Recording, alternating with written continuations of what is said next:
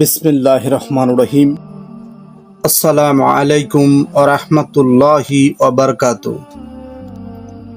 প্রিয় দর্শক শ্রোতা, আজ আমি আপনাদের সামনে আলোচনা করব যে মুর্শিদের হাকিকতের 5টি তালিম কি, যা প্রতিটি তরিকতপন্থীদের জানা খুবই জরুরি।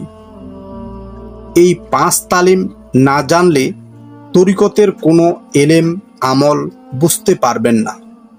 তাই প্রতিটি শিষ্যের তা জানা দরকার। তো আসুন সেই হাকিকতের মূল 5 তালিম বিষয়ে জানা যাক। প্রথমে জানতে হবে পাক পাঞ্জাতন কি, এই পাক কি বা পাক কাকে বলে, এবং পাঞ্জা কি, এই পাঞ্জা কাকে বলে, এবং তন কি, এই তন কাকে বলে। কারণ সকল তরিকতের মূল হচ্ছে পাক পাঞ্জাতন। যেই পীর মুর্শিদের কাছে এই পাক পাঞ্জাতনের হাকিকত তালিম নেই, সে কখনো মুর্শিদ হতে পারে না। বা যদি কোনো শিষ্য এই পাক পাঞ্জাতন না চিনে, তবে সে কখনো তরিকতপন্থী হতে পারে না। কারণ আহলে বাইয়াত পাক পাঞ্জাতন সকল হাকিকতের হাকিকত। তো আসুন এই 5 জাত বা 5 সিফাত বা 5 তন মানবদেহে কি রূপে থাকে, তার প্রকারভেদ কি, মানবদেহ কি কি বস্তু দিয়ে গঠন, বা এই বিশ্ব ব্রহ্মাণ্ড কি বস্তু দিয়ে তৈরি। আসলে আগে এই 5-এর মূল ভেদ জানতে হবে। আসলে যেমন আপ, আতশ, খাক, বাত, সাফা, এই 5 তন বা 5 জাত ও সিফাত নূর দিয়ে সমগ্র পৃথিবী আলোকিত। তাই আল্লাহ বলেন, আল্লাহ নুরুস সামাওয়াতে ওয়াল আরদ, অর্থাৎ আল্লাহ আসমান এবং জমিন সমস্ত কিছুর নূর। এই 5 জাতির নূর পৃথিবীর সকল বস্তুর উপর বিদ্যমান। তবে তাকে পঞ্চ আনাস বা পঞ্চভূত বলা হয়। তবে এই প্রত্যেক আনাসির 5টি করে গুণ বা সিফাত বিদ্যমান থাকে। তাকে আবার আহাদিয়াত, ওয়াহাদাত ও ওয়াহাদানিয়াত, এই 3 জাতের মূল 5টি ভিন্ন ভিন্ন দেহ বা অস্তিত্ব বর্তমান। তবে এর মোকাম মানজিল আছে, তার প্রতিটির আবার রং, রস, স্বাদ, গন্ধ প্রভৃতি রয়েছে। তবে এটি বিভিন্ন সাধকেরা বিভিন্ন তালিমের সাথে সংযোজন করে। যেমন কেউ কেউ বলে লা ইলাহা ইল্লাল্লাহ, আবার কেউ কেউ বলে লা ইলাহা ইল্লা আল্লাহু। এই 5 মোকাম বা 5 আনাসের তালিমের সাথে সেই 5 তনকে প্রকাশ করে। তবে মূল তালিম যে 5 তন, তাকে আড়াল করা বা পার্থক্য করা ঠিক নয়। এই 5 তালিম বা 5 চিজ মানবদেহে কোথায় থাকে বা তার কাজ কি। প্রথমে আপ, যার অর্থ পানি।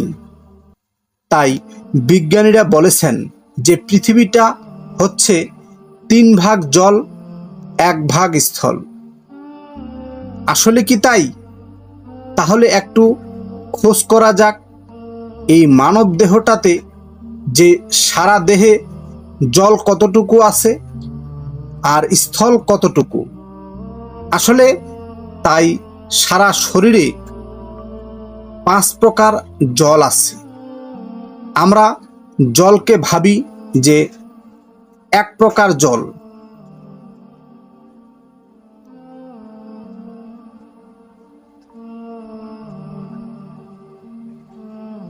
জল তো জলই, তাতে আবার প্রকারভেদ, সেটা কেমন কথা?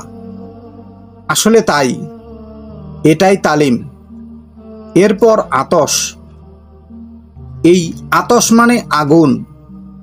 আমরা ভাবি যে আগুন তো আগুনই, এই আগুন কি আবার প্রকারভেদ থাকতে পারে? হ্যাঁ, পারে।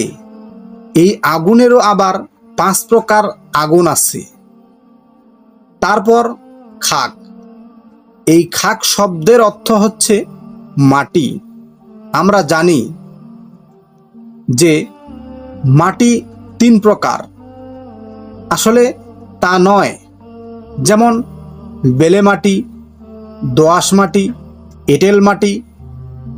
আসলে মাটি যে 5 প্রকার হয় তা তো জানি না। তাই মাটিও 5 প্রকার আছে। এরপরে বাত। এই বাত শব্দের অর্থ বাতাস। আমরা যাকে দেখতে পাই না, অনুভব করতে পারি। তারপর আবার এই বাতাসের প্রকার ভেদ আছে। হ্যাঁ, এই বাতাস আরো 5 প্রকার আছে।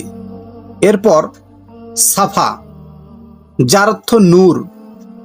এই নূর মানব দেহে 5 প্রকার আছে। আমরা হয়তো 1 প্রকার নূর তাই দেখতে পাই না, আবার তা 5 প্রকার আছে। আসলে কি তাই? হ্যাঁ, এই 5 পদার্থের 5টি করে সিফাত, গুণ আছে। এই গুণ বা বস্তু মানবদেহে কোথায় কি রূপে আছে তা জানা একান্ত প্রয়োজন।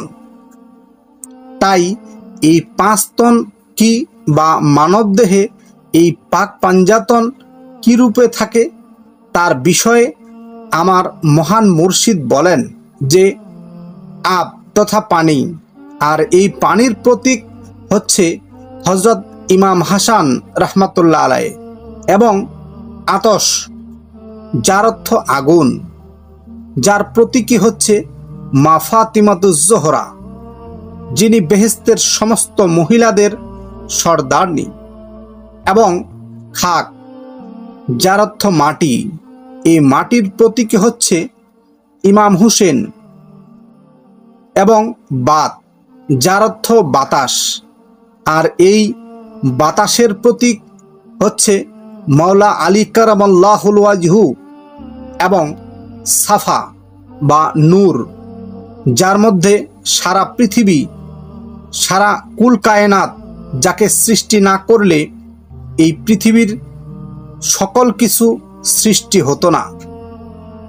আর তিনি হলেন সাফা বা নূর। এই নূরের প্রতীক হচ্ছে জনাবে মোহাম্মদ মোহাম্মদে মুস্তফা সাল্লাল্লাহু আলাইহি সাল্লাম, হযরত মুহাম্মদ সাল্লাল্লাহু আলাইহি সাল্লাম। তিনি হচ্ছে এই নূরের প্রতীক। এই নূরের আবার 5 প্রকার নূর মানবদেহে সর্বদা বিদ্যমান। তবে এর আরো হাকিকত বুঝ আছে, যা দেখতে ও বুঝতে চাইলে আপনাকে একজন কামেল গুরু ধরতে হবে। তবে আপনি যদি বাইয়াত হতে চান, স্ক্রিনে দেয়া নাম্বারে যোগাযোগ করবেন, ইনশাল্লাহ বাইয়াত হতে পারবেন।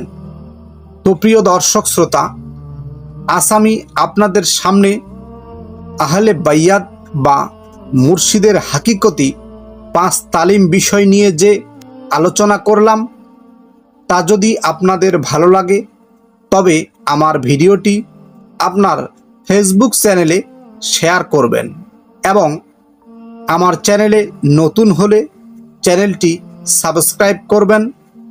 আপনাদের সকলকে জানাই আন্তরিক শুভেচ্ছা।